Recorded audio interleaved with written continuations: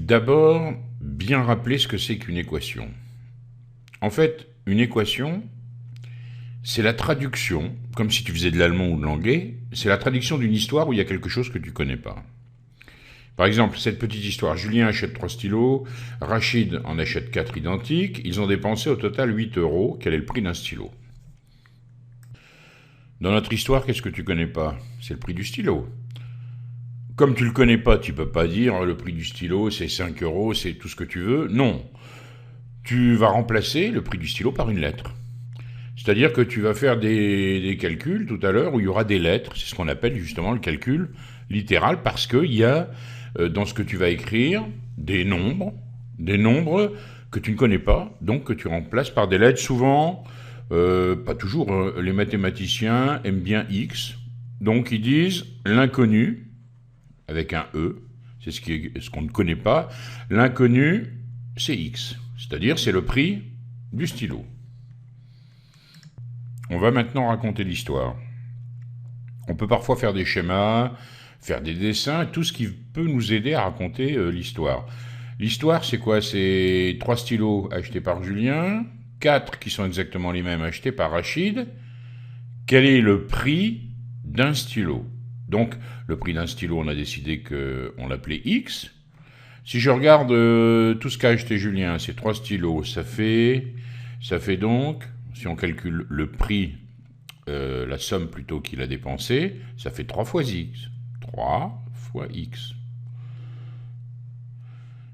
Qu'est-ce qu'il a fait Rachid? Il a acheté 4 stylos. 4 stylos identiques, donc on peut rajouter à la somme dépensée par Julien, celle dépensée par Rachid. Et que me dit l'énoncé? Il me dit que si j'ajoute les deux sommes, ça fait 8. Je suis en train d'écrire en une ligne tout ce petit texte. Julien, la somme dépensée par Julien plus la somme dépensée par Rachid, ça me donne 8. C'est ça qu'on appelle une équation. Équation, ça a la même racine que égalité.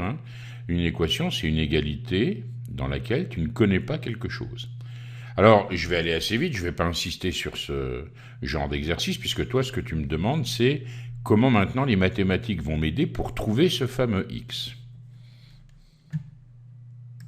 On va commencer par une équation toute simple. X plus 4 égale 12, c'est même une équation que tu pourrais résoudre, parce qu'on dit résoudre une équation quand on cherche X.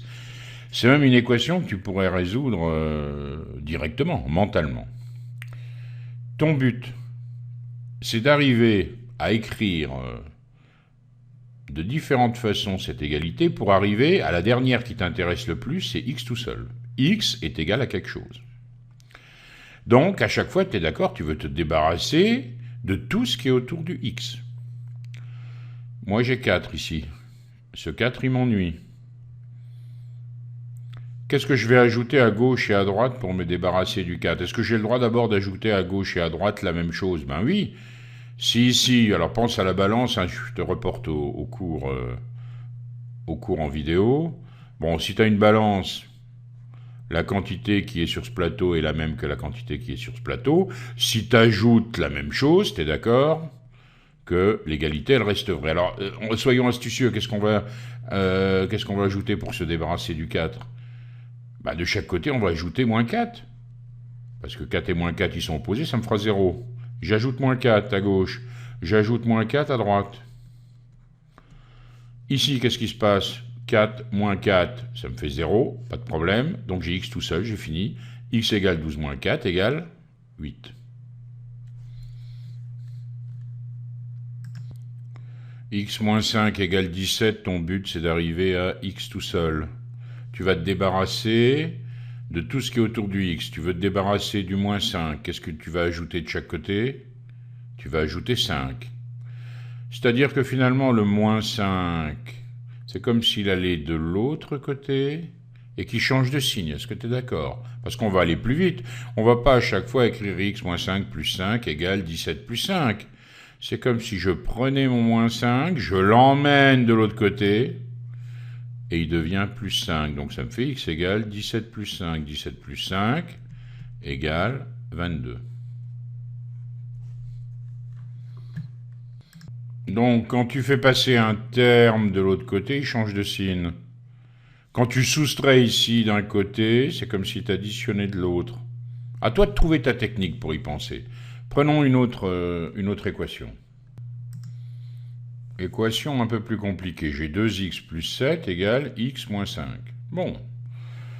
Je te rappelle que 2x, tu le sais, hein, tu as fait un chapitre qui s'appelait sûrement calcul littéral. 2x, c'est 2 fois x. Mais enfin, moi je vais considérer, j'ai un terme qui est 2x, un terme qui est 7, un terme qui est x, un terme qui est moins 5.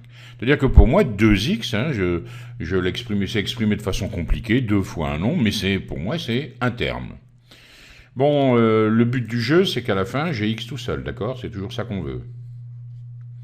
Ben, qu'est-ce qu'on fait? On va rassembler déjà les x à gauche. Ben, x, c'est un nombre, hein. X, quand je le fais passer de l'autre côté, c'est l'opposé que je retrouve, c'est-à-dire moins x. De x, je passe à moins x, un peu comme un nombre.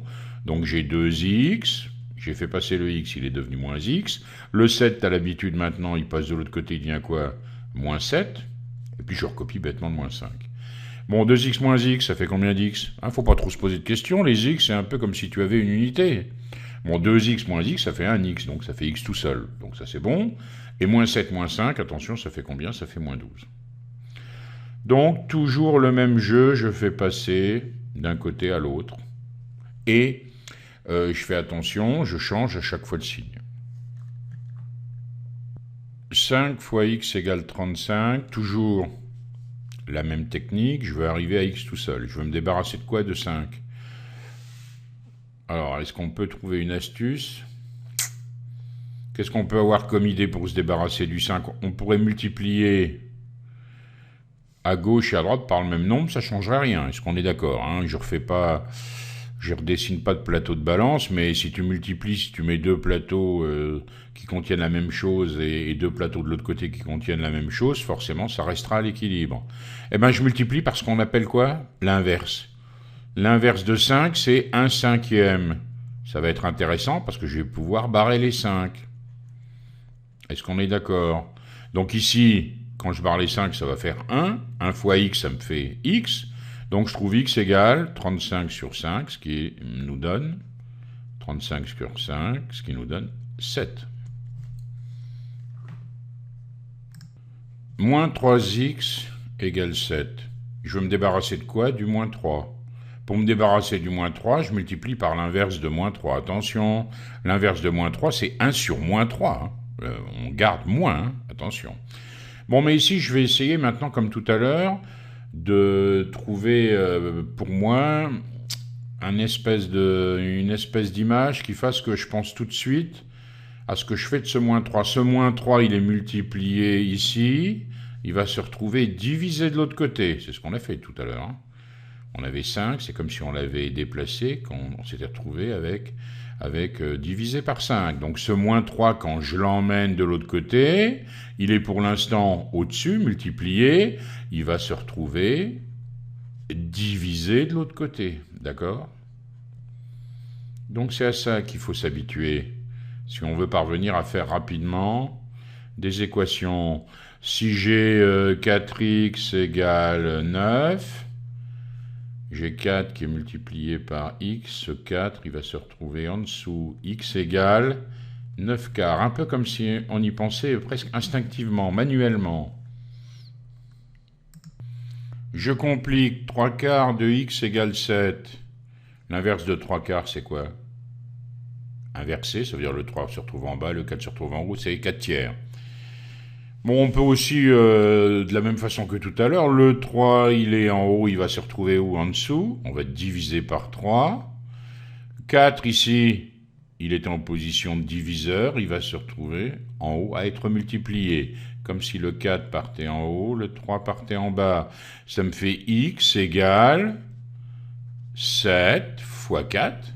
4 était divisé, il se retrouve multiplié. Le 3 est multiplié, il se retrouve divisé. 7 fois 4 sur 3, ce qui me fait 28 tiers. Bon, c'est plus difficile. Alors on peut aussi penser à multiplier. Ici, on pense dans sa tête qu'on multiplie par 4 tiers. Donc je me retrouve avec 4 tiers de l'autre côté. Hein, j'ai 3 quarts ici. Je me retrouve avec 4 tiers de l'autre côté. À toi de trouver ta méthode.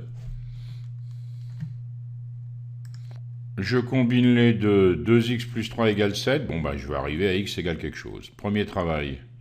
Toujours regrouper les x du même côté d'abord. J'ai 2x. Cela, pour l'instant, je ne peux pas les séparer. Le 3, par contre, je peux l'emmener de l'autre côté. Il deviendra quoi, d'après ce qu'on a dit tout à l'heure? Il deviendra moins 3. Ça me fait donc 2x égale 7 moins 3. Bon, 7 moins 3, évidemment, 4. Maintenant, je veux emmener le 2. Le 2, actuellement, il est quoi? Il est multiplié, il va se retrouver divisé. Ça me fait x égale 4 divisé par 2, 4 sur 2. 4 sur 2, c'est quoi? C'est 2. Une plus compliquée, moins 3,5 plus 4x égale 7 moins 2x. Bon, voilà une bien compliquée. Premier travail, je regroupe les x. Le moins 2x qui est là, il va devenir quoi en passant de l'autre côté? Plus 2x. Le moins 3,5 va devenir plus 3,5. On y va, le 4x il bouge pas. Donc ça fait 4x plus mes 2x égale 7 plus 3,5, d'accord? C'est bien compliqué. 4x et 2x, ça fait combien d'x? Bah, ça fait 6x. 7 plus 3,5, je mets au même dénominateur, ça fait 2 fois 7, 14. 14 sur 2. Plus 3 sur 2, ça me fait 17 sur 2. Bon, je veux me débarrasser de quoi maintenant? Du 6, il est multiplié, il va se retrouver où? Divisé, alors attention. Donc ça va me donner 17. Il se retrouve divisé, donc ici, au dénominateur. C'est-à-dire 17 douzièmes. Donc, voilà le procédé. Bon, pour terminer, quelque chose qui peut t'aider. Il y a une application formidable sur iPad qui s'appelle Matination, tu vois, M-A-T-H-I-N-A-T-I-O-N. Elle coûte 4 euros, 4,99 €. Donc elle est assez extraordinaire parce que si tu veux, ça rejoint ce que je t'explique. C'est presque manuellement que tu traites une équation. Jetons un œil à l'application. Bon, la personne va actionner l'icône. On a une équation, tu la vois. Tu fais passer, tu vas vouloir te débarrasser de tout ce qui est autour du x. Tu commences par le 2, il devient moins 2. Moins 2 plus 7. 7 moins 2, 5. Le 3 qui est ici, je veux m'en débarrasser. Il est multiplié, il va se retrouver divisé, j'ai trouvé x égale 5 tiers. D'accord? Donc c'est presque rien que le fait, je pense, de voir cette démonstration, ça te donne vraiment l'idée de résoudre... l'idée de la façon de résoudre le mieux possible une équation. Alors on attend que le personnage... Alors c'en est une qui est un peu particulière. On a ici 2 fois 3x moins 5y. Bon, on s'en moque du y, hein, on va le traiter comme si c'était un nombre.